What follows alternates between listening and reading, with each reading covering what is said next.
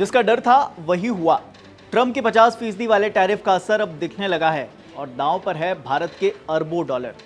सोचिए, कल तक मशीनें चल रही थी, ऑर्डर्स पर ऑर्डर्स पैक हो रहे थे, फैक्ट्रीज में रोशनी थी, मगर आज एकदम से सब अंधेरा। अमेरिका की तरफ से थोपे गए 50% टैरिफ ने रातों रात पूरी टेक्सटाइल इंडस्ट्री हिला कर रख दी है। पूरी कहानी क्या है, विस्तार से समझिए। दरअसल कहानी की शुरुआत होती है रूस से आने वाले एक जहाज से। जहाज में काला सोना होता है, यानी कि तेल। भारत इसे खरीदता है, दुनिया देखती है और फिर एक दिन ट्रंप बिना वजह बौखला जाते हैं और भारत पर 50% टैरिफ लगा दिया जाता है।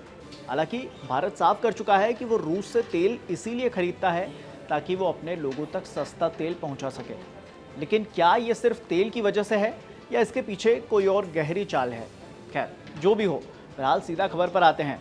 50% के असर से भारत को मिलने वाले ऑर्डर्स अब खत्म होते जा रहे हैं।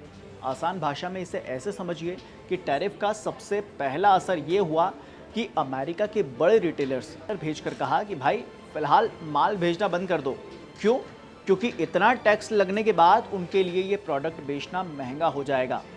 कंपनियों का कहना है कि 50% टैरिफ से कॉस्ट 30 से 35% तक बढ़ जाएगी।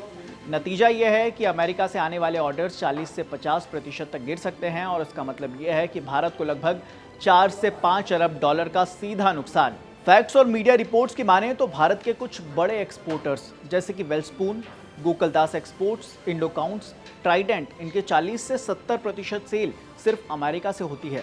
सोचिए कितना बड़ा असर होगा। दरअसल अमेरिका भारत का सबसे बड़ा टेक्सटाइल और कपड़ा खरीदने वाला देश है। सिर्फ पिछले साल भारत ने 36 अरब डॉलर से ज्यादा के टेक्सटाइल और गारमेंट्स एक्सपोर्ट किए थे, जिनमें से 28% अमेरिका गया। अब अगर ये मार्केट हाथ से निकल गया तो ऑर्डर्स बांग्लादेश और वियतनाम जैसे देशों को चले जाएंगे, जिन पर सिर्फ 20% टैरिफ है। लेकिन ट्रंप को गुस्सा आया क्यों? यहाँ कहानी में एक ट्विस्ट है। ये टैरिफ सिर्फ कपड़ों के बारे में नहीं है। असली वजह है भारत का रूस से तेल खरीदना। अमेरिका का बेतुका दावा है कि भारत रूस से तेल ले रहा है और ये पैसे का इस्तेमाल रूस यूक्रेन में तबाही मचाने के लिए कर रहा है।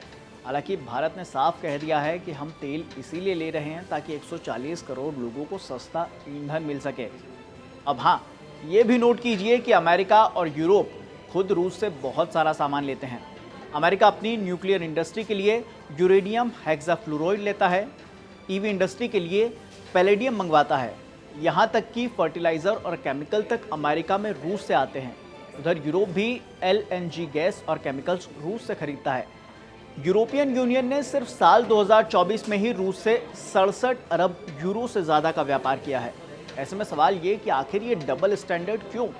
संयुक्त राष्ट्र के महासचिव एंटोनियो गुटेरेस ने भी अमेरिका के इस कदम पर चिंता जताई है। उन्होंने कहा कि इस तरह के ट्रेड वॉर हमेशा विनाशकारी होते हैं और इन्हें टालना चाहिए। इसका असर गरीब देशों पर होता है। यहाँ तक कि अमेरिका के भी कुछ सांसद कह रहे हैं कि ये कदम भारत अमेरिका की दोस्ती को नुकसान बेशक पहुँचाएगा।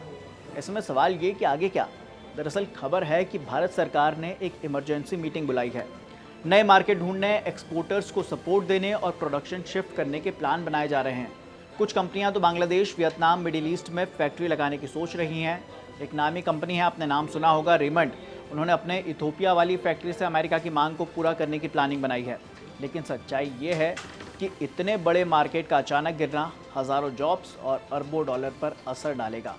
आप इस पर क्या सोचते हैं? कमेंट में ज़रूर बताएं। ABP लाइव से मैं हूं अमन जैन।